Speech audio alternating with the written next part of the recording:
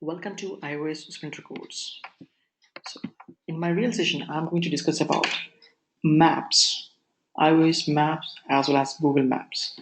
So there are few things, very important things you need to know about this iOS maps as well as Google Maps. So nowadays, this iOS maps is increasing its accuracy very. It's really awesome. Even the iOS 10, they are really increasing the a lot of improvements in iOS 10, especially in the map scenario. And not only that, there are a lot many advantages in iOS maps. And apart from that, there are few things that we can utilize Google Maps as well in iOS applications. So, for example, auto completion that I found is interesting, very interesting in Google Maps. And iOS, we have so many things in interest like annotations point of view, and even getting the things from server like latitude, longitude, and converting them into the user understandable language. So there's so many. So for example, uh, this is a map application using this iOS especially. So to do this map application, the most importantly, we are going to use this map kit. Basically, map kit is specifically to show the map on your screen. The main purpose is that, and core location is a one framework which is really responsible for getting the latitude and longitudes for you. So from that, it's our job to convert the latitude and longitude to user understandable language. So for that, we have a two technical terms called forward geocoding and reverse geocoding. So forward geocoding is nothing but converting latitude longitude to some user understandable language, and reverse geocoding is nothing but converting the strings to latitude and longitude. So, but majority of the cases, what we do, we convert the latitude and longitude to user understandable language. So, because from the server, we always receive, especially I'm talking about the map applications, we receive this latitude and longitude from the server. So then we convert that into user understandable language, and those things we spot on our maps. So there are so many things to understand, and that too from iOS 8 there are so many changes in the point of security concerns. Like we need to get the permission from the user before going to access the maps on any user device.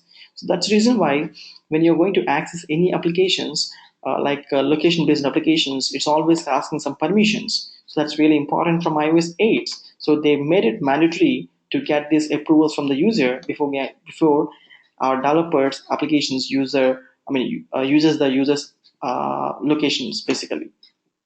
So regarding this, I'm going to explain you in detail about what exactly these maps, iOS maps and Google Maps, and how you're going to iOS maps. Anyhow, we can do it directly with the map kit and core location framework.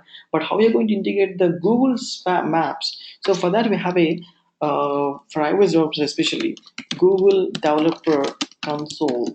So this is the one website where we can directly enroll with our name and we can create the projects here, just like that. So just for your understanding, I'm just going to. So I already have an account here. So where just logging into this console developer account where we can do it a lot many things. See here, there's so many projects here.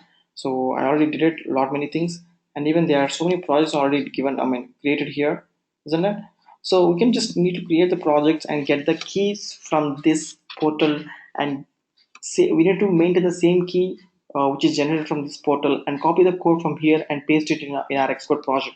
So that's really giving the services from this portal to our application. I mean to say that for each and every project we need to enable the services. So services provided by Apple, so that's what we have enabled APIs.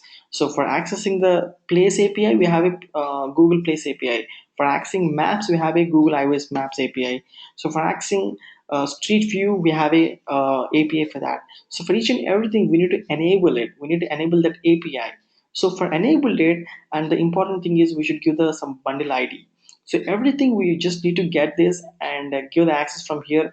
And once it's generated, we need to generate the iOS key from this Google Console developer area. Just need to get the code from here and paste it in your application.